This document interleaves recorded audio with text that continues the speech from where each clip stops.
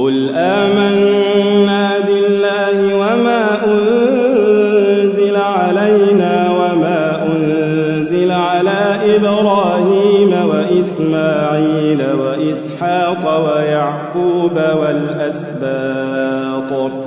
والأسباط وما أوتي موسى وعيسى والنبيون من ربهم لا نفرق بين أحد منهم ونحن له مسلمون ومن يبتغ غير الإسلام دينا فلن يقبل منه وهو في الآخرة من الخاسرين كيف يهدي الله قوما كفروا بعد إيمانهم وشهدوا أن الرسول حق وجاءهم البينات والله لا يهدي القوم الظالمين أولئك جزاؤهم أن عليهم لعنة الله والملائكة والناس أجمعين خالدين فيها لا يخفف عنهم العذاب ولا هم ينظرون إلا الذين تابوا من بعد ذلك وأصلحوا فإن الله غفور رحيم إن الذين كفروا بعد إيمانهم ثم ازدادوا كفرا لن تقبل توبتهم وأولئك هم الضالون إن الذين كفروا وماتوا وهم كفار فلن يقبل من أحدهم ملء الأرض ذهبا ولو افتدى به أولئك لهم عذاب أليم وما لهم من ناصرين لن تنالوا البر حتى تنفقوا مما تحبون وما تنفقوا من شيء فإن الله به عليم كل الطعام كان حلا لبني إسرائيل إلا ما حرم إسرائيل على نفسه من قبل أن تنزل التوراة قل فأتوا بالتوراة فاتلوها إن كنتم صادقين فمن افترى على الله الكذب من بعد ذلك فأولئك هم الظالمون قل صدق الله فاتبعوا ملة إبراهيم حنيفا وما كان من المشركين إن أول بيت وضع للناس للذي ببكة مباركا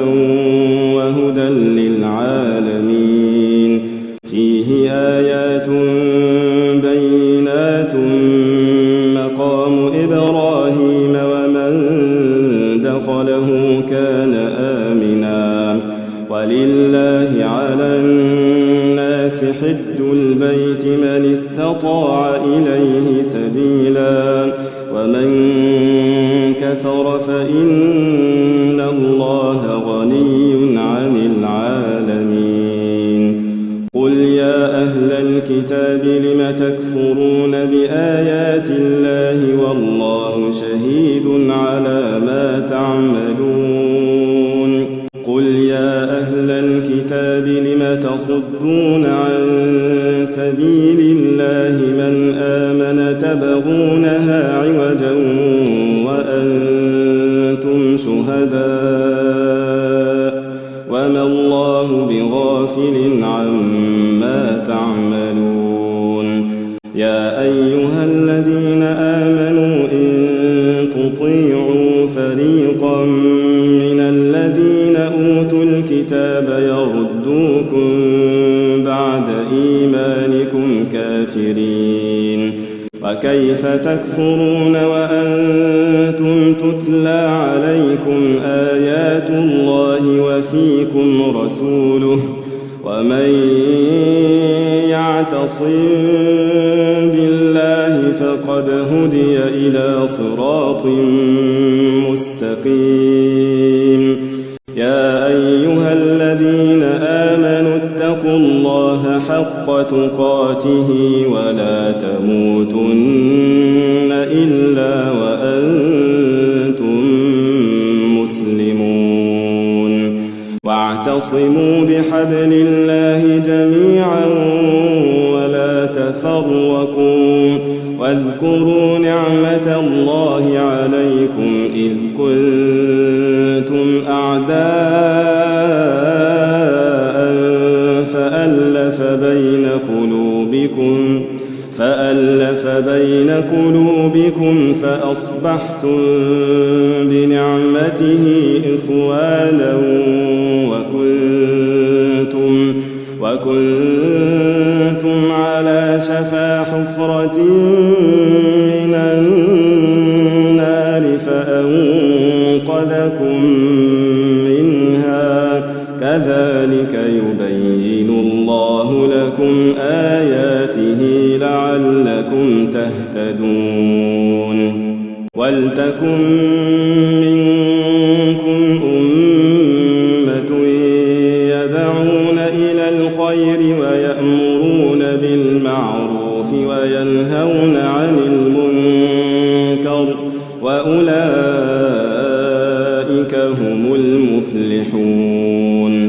ولا تكونوا كالذين تفرقوا واختلفوا من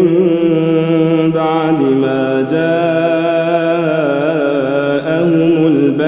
البينات وأولئك لهم عذاب عظيم.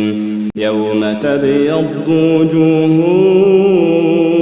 وتسود وجوه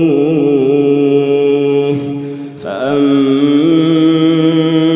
الذين اسودت وجوههم أكفرتم بعد إيمانكم